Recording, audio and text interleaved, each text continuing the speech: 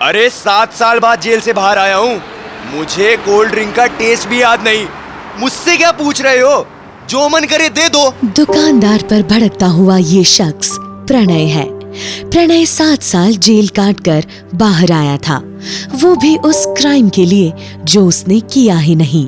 पर अब वो जेल से बाहर था और जानना चाहता था इन 7 सालों में क्या क्या बदला है।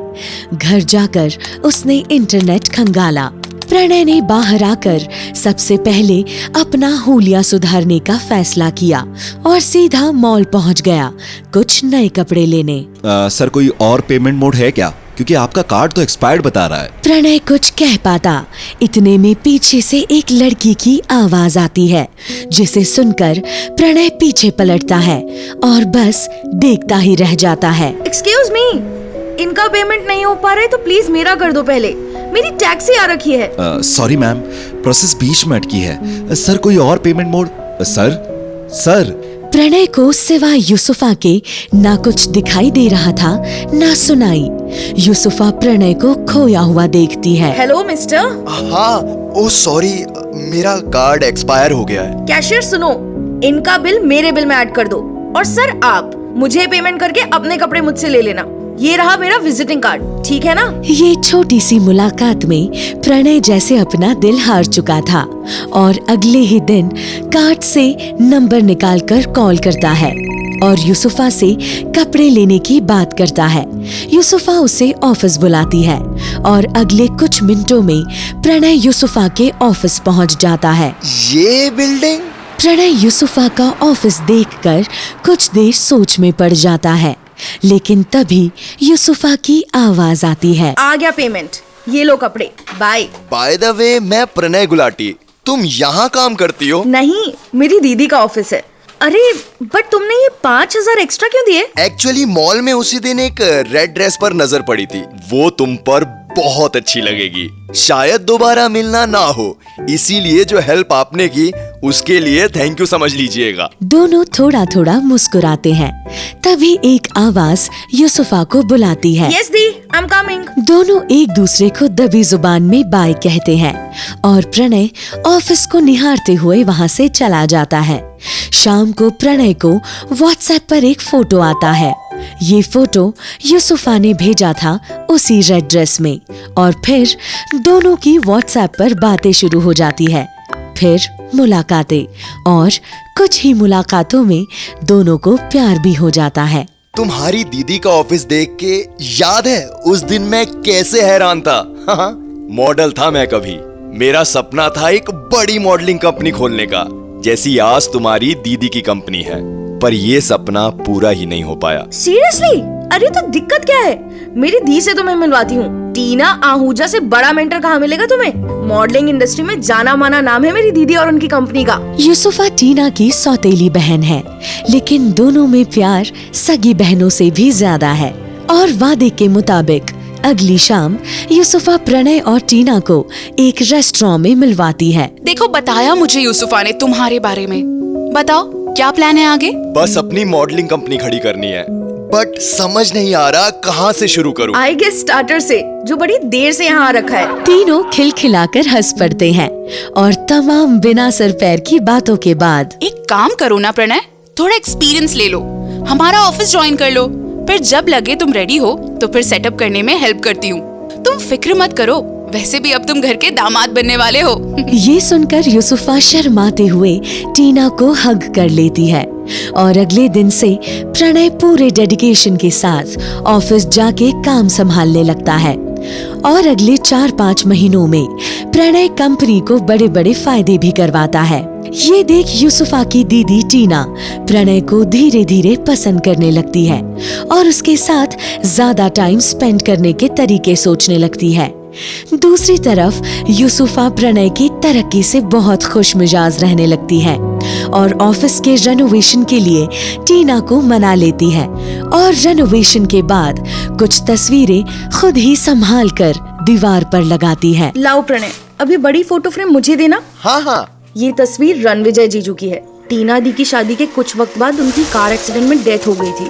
तब से टीना दी ही कंपनी को संभाल रही हैं। लेकिन हाँ, इस कंपनी को खड़ा तो जीजू ने ही किया था। अगले दिन एक और बड़ी डील क्लोज करके प्रणय ऑफिस पहुंचता है और टीना को बताता है। I am very impressed Pranay.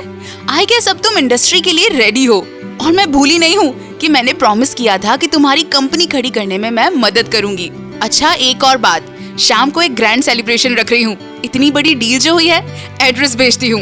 Okay? 2-3 meetings के बाद प्रणय पार्टी वेन्यू पर पहुंचता है। अरे टीना, बाकी सब कहाँ गए? या तो पार्टी खत्म या मैं जल्दी आ गया हूँ। अरे बुद्धू हो तुम, और किसी को इनवाइट ही नहीं किया तो कोई आएगा कैसे? मुझे पर्सनली तुम्हें थैंक्स कहना था ना। वो तो तुम हमेशा की तरह कॉल या ऑफिस में बोल ही देते हो। इतना खर्चा क्यों? मैं क्या करूँ तुम्हारा प्रणय, एकदम ही बुद्धू हो, इसलिए मुझे बहुत पसंद हो। ऐसा कहते ही टीना प्रणय को हक कर लेती है और प्यार का इजहार करती है। प्रणय भी टीना के प्यार को एक्सेप्ट करता है और रात बीत जाती है। सुबह उठकर प्रणय टीना से कहता है, गुड मॉर्निंग। जाना होगा अभी। अब तुम्हें तो पता ही है, यूसुफा और मैं लिव इन में रहते हैं। रात को घर नहीं पहुंचा, यूसुफा के बहुत मिस कॉल्स पड़े हैं। फिर वहां से ऑफिस पहुंचकर तुम्हें मिलता हूँ। प्रणय टीना को गालों पर किस करके चला जाता है। अब ये सिलसिला यूसुफा से छुप छुप कर 2-3 महीने तक चलता रहता है। वहीं दूसरी तरफ यूसुफा का प्रणय पर शक हर दिन के साथ गहराने लगता है। प्रणय का रात रात भर गायब रहना उसे हजम नहीं होता। ना पहले जैसी कोई बातें, ना साथ टाइम स्पेंड करना। यूसुफा को लगने लगता है जैसे उसकी जगह उससे छिन गई है। इसलिए अब वो एक बड़ा फैसला लेती है। प्रणय, कहीं जा रहे हो? अच्छा सुनो, तुम पता नहीं घर कब आओगे। मैं यूएसए जा रही हूँ ट्यूसडे को। प्रणय ऑन कॉल था और इशारों में यूसुफा को ओके बोलकर अपनी कार में बैठकर निकल जाता है। यूसुफा को ऐसी ही उम्मीद थी कि प्रणय ये भी नहीं पूछेगा कि वापस कब आओगी, ना रोकने की कोशिश करेगा। ट्यूसडे को यूसुफा फ्लाइट से यूएस निकल गई अपनी मौसी के घर। लो मिस्टर प्रणय गुलाटी जी, यूसुफा तो चली गई यूएस। अब मेरे साथ टाइम पास ही करोगे या शादी का भी इरादा है? टाइम पास में कुछ बुराई है क्या? अच्छा जी, रुको, यहाँ आओ, बताती हूँ तुम्हें। अब टीना और प्रणय का रिश्ता और मजबूत होते जाता है और कुछ दिनों बाद प्रणय और टीना शादी करने का फैसला करते हैं। क्योंकि ये टीना की दूसरी शादी थी, इसलिए वो कोर्ट मैरिज करना चाहती थी और शादी की एक रात पहले प्रणय और टीना अपनी प्राइवेट पार्टी करते हैं और जमकर शराब पीते हैं। अगले दिन सुबह दोनों कोर्ट जाके शादी कर लेते हैं और उसके बाद हनीमून के लिए गोवा, जहां दिन रात बस एक दूसरे में खोए रहते हैं। और अब चेकआउट से जस्ट पहले, सुनो मिस्टर गुलाटी, तुम्हें अकेले छोड़ने का मन तो नहीं कर रहा, बट एक बड़े ज्वेलरी ब्रांड की मीटिंग रीस्केड्यूल हो गई और क्लाइंट यहीं गोवा में है, सो मैं वो निपटाकर तुरंत फ्लाइट पकड़ के आती हूँ। तुम बाय कार निकल जाओ और सुनो, पहुंचकर बताना जरूर मुझे कितना मिस किया, ठीक है?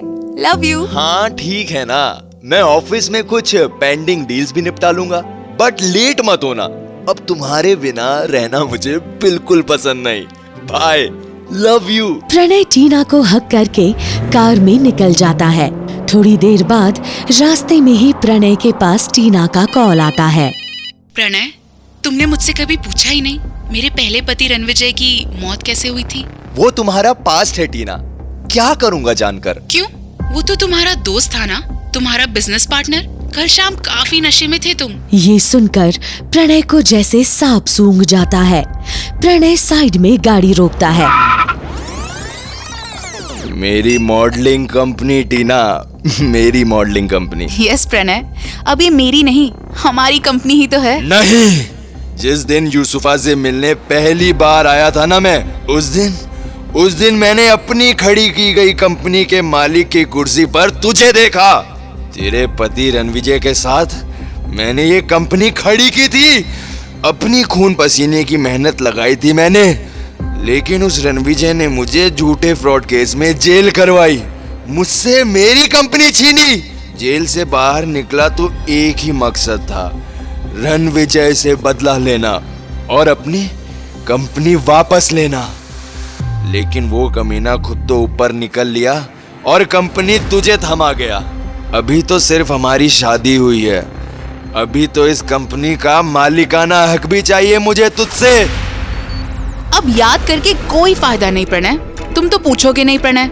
फोन काटते ही तुम्हें पता चल जाएगा कि तुम्हारा दोस्त और मेरा पति रणविजय कैसे मरा था। लालच और चाहत में कई बार रिश्ते मजाक बनकर रह जाते हैं, जैसे इस कहानी में हुआ। ये कहानी ये रिश्ता कैसा है से प्रेरित थी। ये रिश्ता कैसा है की कहानी जानने के लिए डाउनलोड कीजिए पॉकेट FM।